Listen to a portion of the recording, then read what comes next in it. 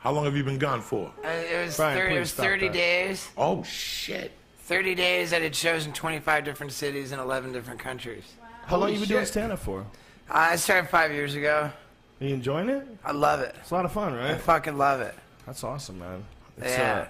There's a lot of people that should have done it a long time ago. They just Steve, you're not even did. smoking cigarettes no more? Nah, man, I quit cigarettes. How long have you been quitting cigarettes for? It's over 3 years. All right, let me tell you a little fucking story on the podcast. About 6 years ago, we both lived in the El Compadre neighborhood. You know what I'm talking about? How's El Compadre not a gay bar? You know what I'm talking about? Oh, yeah. We lived in the El Compadre neighborhood, right? El Compadre. And I he's just there. I used to have a little freak on Gardner. I'd go over there like at 4 in the morning and eat some ass. You can go eat some ass. Eat some ass and eat some pussy. We'd snort coke. And then at like 7, I'd run out of cigarettes. And I'd go over to 7-Eleven on Curson there.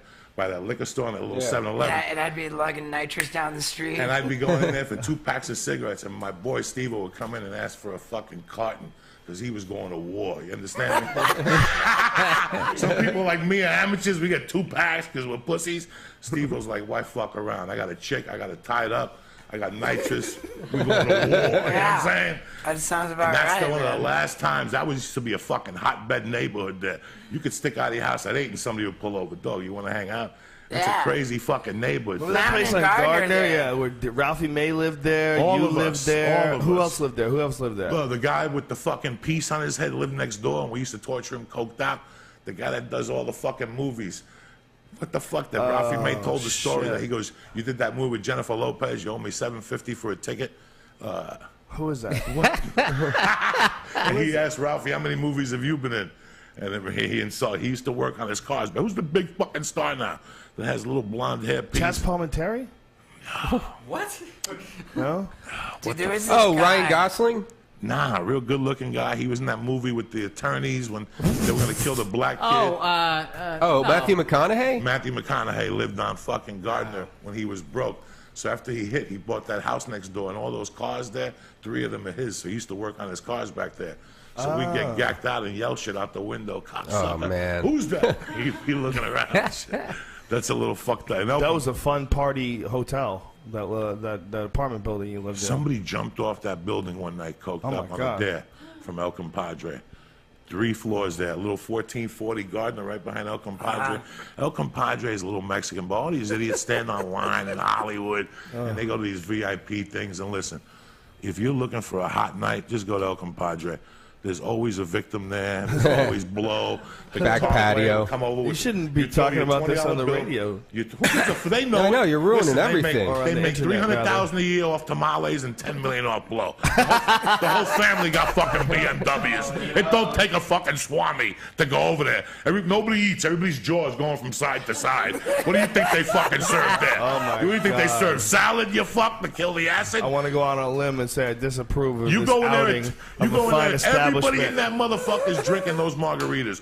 Those are per se the strongest margaritas in town. And that's to calm you down when you're on coke. Sure.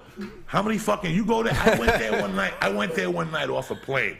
Because you know after a long plane ride, you need a good fucking bump sometimes. And I remember getting there, like, I used to go there like at 8.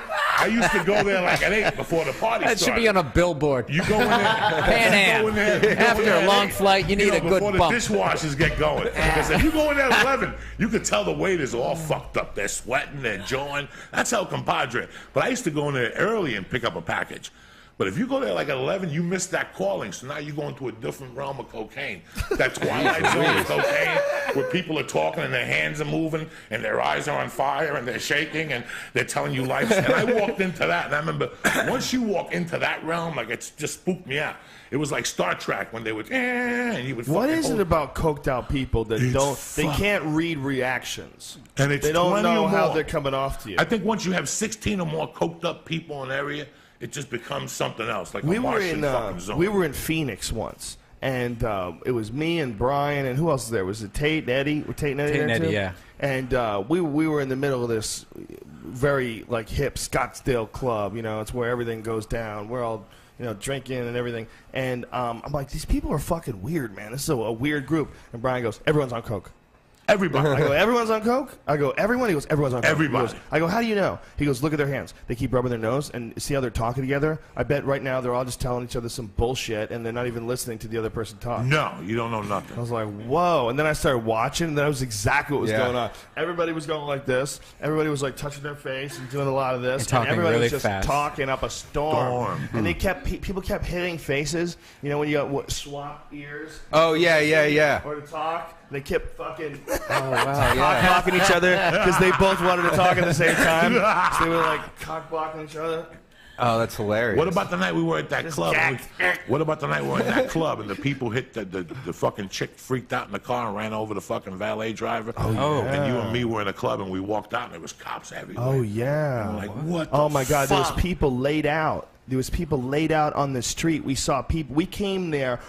We walked out the door right after it happened. It was like a scene in a movie. It didn't look real because the people, there was no blood, but the people were like scattered, like lying on the ground, like a fucking science fiction movie where a ray gun zapped everybody. They all fell down. It didn't look real. What, a bunch of people got hit? A bunch of people. A bunch of people. Like though. 10, 15, something like that. Holy Yeah, shit. this person just hit the gas and just ran over a bunch of people and really fucked these people up. And then bad. put it in the reverse. Yeah. Like, this is like a fucking story. It's a like, when they're nightmare. telling us this, A he got horrible in the car, nightmare. he was on E. He got in the car, and the valet Oh, was my giving him, and he God. fucking stepped on it, took the valet, took Oh, somebody my else, God. took somebody else. Then he put the car in reverse and started back. Here's the fucked up thing He about backed that up to night. apologize, Here's the probably. fucked up thing about My bad! this was the heat of Fear Factor.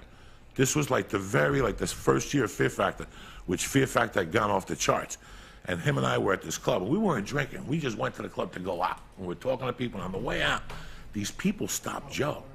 I'm cool, Like man. two Thanks, girls brother. and a guy, and they were like, how can we get on Fear Factor? And usually Joe blows them off. Like, how are you going to get on Fear Factor? You're drunk. But Joe was like, I don't know. You got to call NBC. And you know what? Like, it was perfect timing. Like that 4 minutes talking to them, like we walked out, and I hate to say that as we walked out, this was just like people were going, Right. call the That police, would've been you. call the police. We just walked Could've out been into us easily. call the police. Fuck. Easily. You know, There's so people it's really waiting at the weird valet how- stand. That would have been us. Yeah.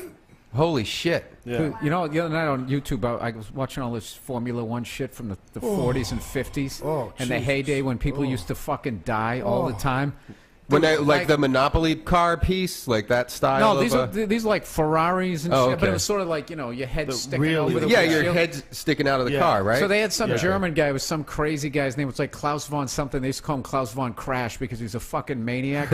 And they actually have the footage on YouTube where his fatal crash. This fucking guy gets clipped. He goes into the crowd, kills like 11 people, comes back out again. I think he gets hit, but like that was just like a regular occurrence that you'd go to a race and people would die, and like nobody got sued. And what's fucking hilarious back then is when you got fucked up, the first thing people wanted to do was get you on your feet. They're like, get him on his feet. You fucking spinal cord's all like, get him on his feet. Get him some air. They're doing this shit with your arms because they think it's going to bring oxygen into your lungs. Pumping You just, your all legs. of them, yeah. People were tougher then. They walked it off. You got hit by a car. No, you these- well, walked they it the died fuck at off. 40. You know what I watched the other day? No, I these watched people the Steve died. McQueen movie, Le Mans. Good movie. Good Great fucking movie. Fucking movie, crazy, man. though. Very Like, well- interesting the way that movie was done. Like they would never make a movie.